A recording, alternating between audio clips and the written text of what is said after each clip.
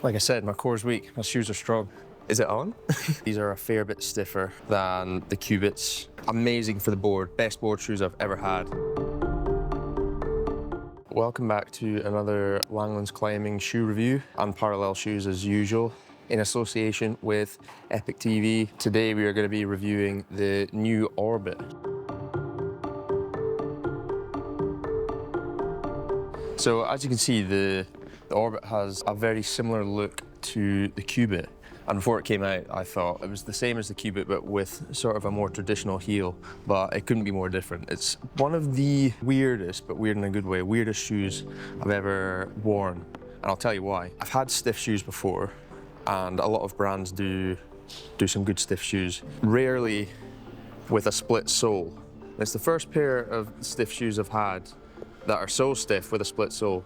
You can see how thick the rubber is under the toes and the ball of the foot, and it is absolutely solid. Amazing for the board, best board shoes I've ever had. On the little 8mm chips that we've got on our board here, often I'm surprised at how well my feet stay on. They're unbelievable at edging and small feet. Best shoes I've probably had for that. In the same breath, they've got a soft, flexible midsole and heel. They've got a little bit of a shell going over the bottom and the back of the heel, and not quite a cheat heel, but sort of a similar design, but a little more traditional. It comes a little bit higher up the Achilles, definitely is more similar to other traditional Unparalleled heels. I've used these on the board quite a lot. I've used these bouldering on rock and sport climbing on rock. They are 100% a performance shoe. You would want these on ground that has small feet. Let's get on the wall and I'll show you what these can do.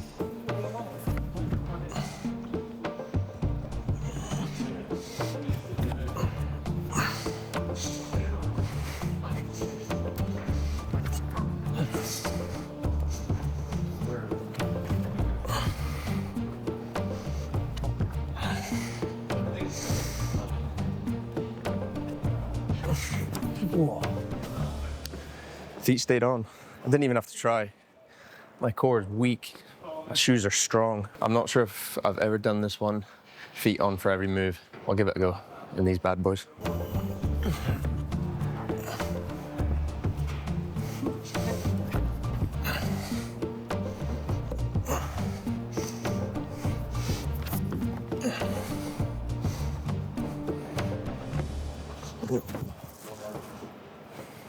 That's pretty good. Like I said, my core's weak, my shoes are strong.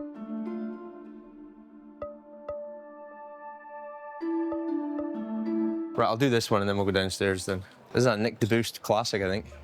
He comes up once a year and sets some nails board problems.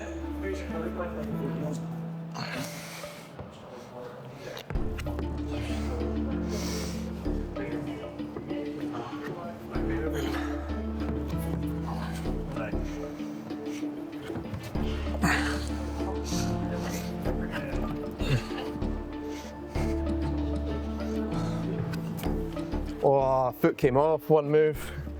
Oh well, that's definitely my best effort on it. Now that these are broken in, using the plastic bag technique, or when I get a box from Unparalleled, I just use the paper from the box, works exactly the same. After doing that for a couple sessions and then wearing them for a couple more sessions, so maybe say four sessions, they become really comfortable. It almost feels like they're not so stiff until you get on the wall and you stand on those small feet and you really, really feel that extra support. For these, I got them in the same size that I get all my Unparallels.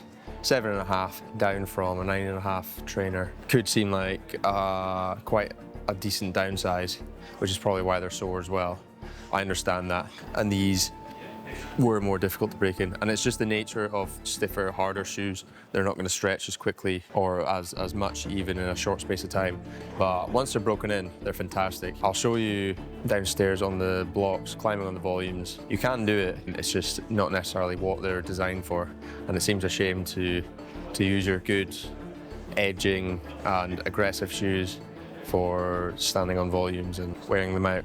I think it is actually really important to have a rotation of different shoes you use, not only to have a variety of shoes that are good for different things, which I do think is important, but also so that you spread the wear between all of them.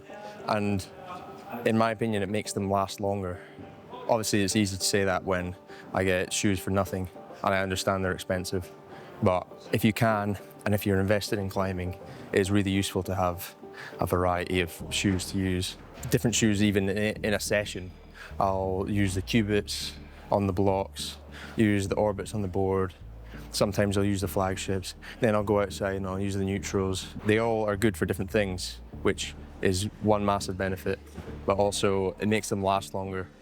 I don't really need to replace my shoes that often, and I think even if I was paying for them, I would do the same thing, and I know a lot of people that would agree with me. So it's something worth thinking about if you're really serious about your climbing and are looking to invest in yourself in the sport.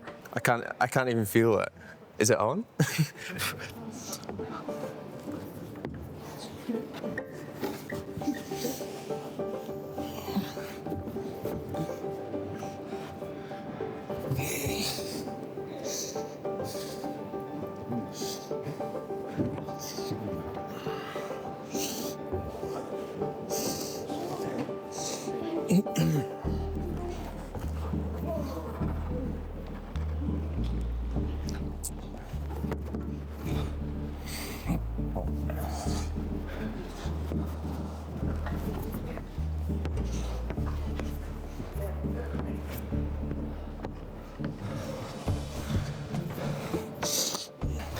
Oh, the thing is, there's actually no difference between using these on volumes and using, say, the flagships on volumes. The rubber's good. Basically just about sensitivity. The rubber is so hard and thick under the toe and the ball of the foot. It's difficult to trust to begin with, but over time, you know, if this is the shoe that you're going to use, you'd get used to that. It's not really the tool for the job. If you wanted to use it for that, go for it. For me, the flagship would be better on a volume, and these would be better on a board. That's just what they're designed for.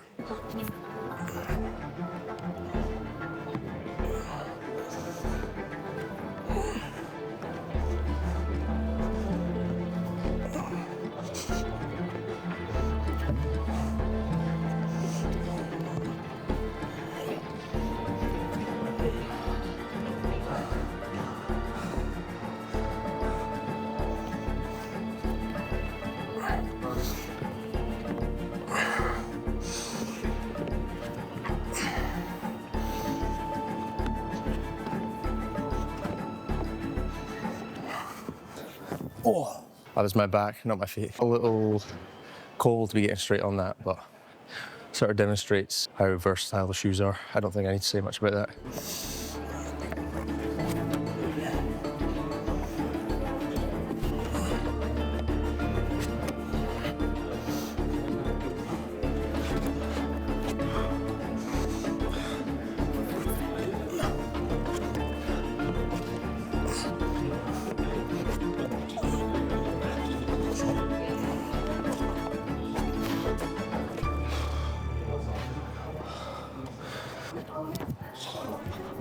You know, we like to do our number scale. The rand and the tongue, easily 4.5.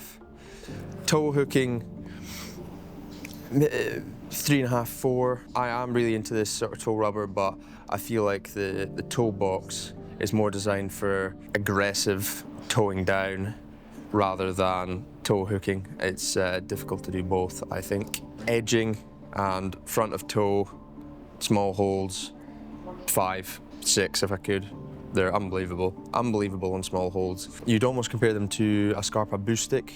I had those before years ago, and they were very stiff, but with a full midsole. And that's where I think these really cut above a lot of the stiff shoes, is the split midsole with that added comfort and flexibility, where you've got the stiffness and secure support in the toe where you need it when you're standing on small holds, but you've got that flexibility and comfort at the heel for where you need it and in the middle of the shoe. The heel is a steady 4, that's a good heel. A bit more rubber than on the other Unparallel shoes, but it's very similar design. I think this shell is sort of designed for a bit of added rigidness, I think, can't hurt. Depends what kind of rock you're climbing on or what kind of heel hook you're doing. Not really necessary for indoors. You're usually heel hooking on smoother features, volume, stuff like that.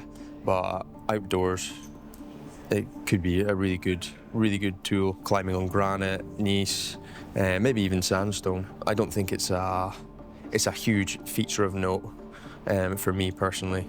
Comfort, a bit on the fence with comfort. They're probably a 3 for comfort for me, just because of how sore they were breaking in. But I mean, I do downsize quite a lot. They don't have to be that sore. Go 3.5. I think that's unfair, and I don't want to undersell these because I think they're fantastic shoes. You have to know what you're getting into if you're going to buy them. If you're a climber that would want to use these, you would know that anyways. You're probably at a level where you've experienced that before, so I don't think that's a huge factor. That sort of wraps up our Orbit review. The go home message is buy Unparallels. Stop fooling around. We've got the best rubber, we've got the best heel, and you know, you're just wasting your time. You could be climbing 4 or 5 grades harder. It's what happened to me. I was like not very good at climbing before Unparallel took me under their wing, helped me out, you know. So it's my piece of advice for you guys. Langland's Climbing on YouTube. We've got some good stuff coming out. Thanks to Epic TV for having us again, and hope to see you soon. Cheers.